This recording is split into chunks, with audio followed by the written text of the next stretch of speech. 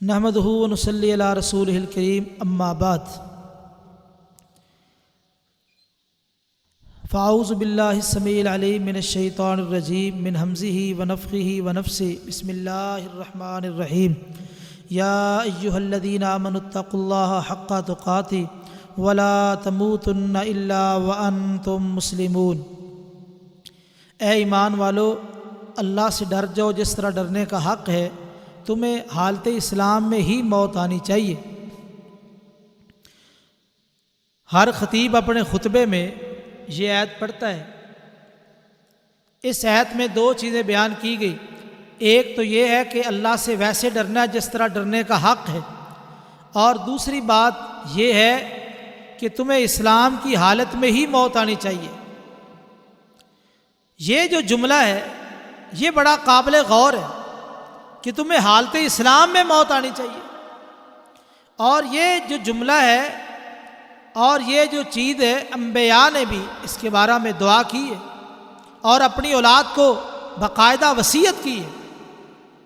پہلے پارے کے آخر میں اللہ تعالیٰ نے جناب ابراہیم علیہ السلام اور جناب یعقوب علیہ السلام، ان دو پیغمبروں کے بارے میں یہ بات ذکر کی ہے۔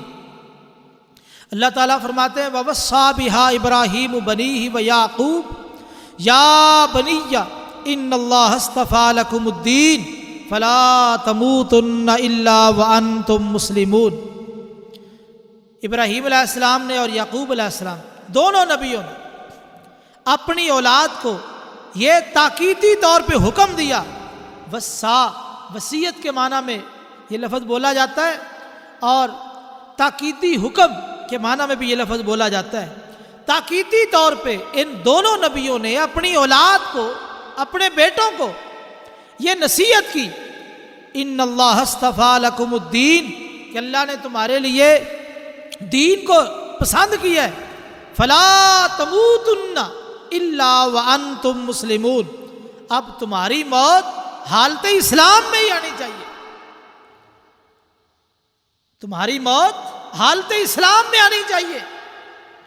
اور جادوگر جو موسیٰ علیہ السلام کے مقابلے میں آئے، ان جادوگروں کو جب فرعون نے دھمکیاں دی، جب وہ مسلمان ہو گئے، فرعون دھمکیاں دینے لگا کہ میری اجازت کے بغیر ہی تو مسلمان ہو گئے، مجھ سے پوچھا ہی نہیں، اب میں تمہیں سزا دوں گا، سولی پہ لٹکاؤں گا، اور اسی طرح میں تمہارے مخالف صفت ہاتھ پاؤں کاٹ دوں گا۔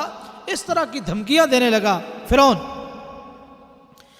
انہوں نے ایک بات تو یہ کہی، فقد ما انت قاض، اے فرعون جو تو کرنا چاہتا کر لے، انما تقضی هذه الحیات الدنیا، تو دنیا کی زندگی ختم کر لے گا، دنیا کی زندگی ختم کر لے گا، بس یہی ہے، دنیا کا فیصلہ ہے۔ اور ساتھ یہ دعا کی، ربنا افرغ علینا صبرا ربنا افرغ علینا صبرا وتوفنا مسلمین، اے اللہ اگر فرعون کی طرف سے ہمارے اوپر کچھ سختیاں آئیں، مصیبتیں آئیں، پریشانیاں آئیں، جس قدر مصائب آئیں اسی قدر ہمارے دلوں کے اندر صبر ڈال دینا، ہمیں برداشت کرنے کی توفیق دے دینا۔ وتوفنا مسلمین، اے اللہ ہمیں جب فوت کرنا تو حالت اسلام میں۔ دیکھو چند گھنٹوں کے مسلمان ہیں لیکن پختہ کتنے منجی کلمہ اور جملہ کہہ رہے، اللہ جو سابقہ ہو چکا وہ تو ہو چکا، اب ہماری اگر موت آئے وتوفنا مسلمین، حالت اسلام میں ہونی چاہیے۔ اور جناب یوسف علیہ السلام نے یہ دعا کی تھی، توفانی مسلمہ والحقنی بالصالحین، اللہ جب بھی تو مجھے فوت کرے اسلام کی حالت میں، میری موت حالت اسلام میں ہونی چاہیے، والحقنی بالصالحین، اور مرنے کے بعد نیک لوگوں کا ساتھ نصیب فرما دینا۔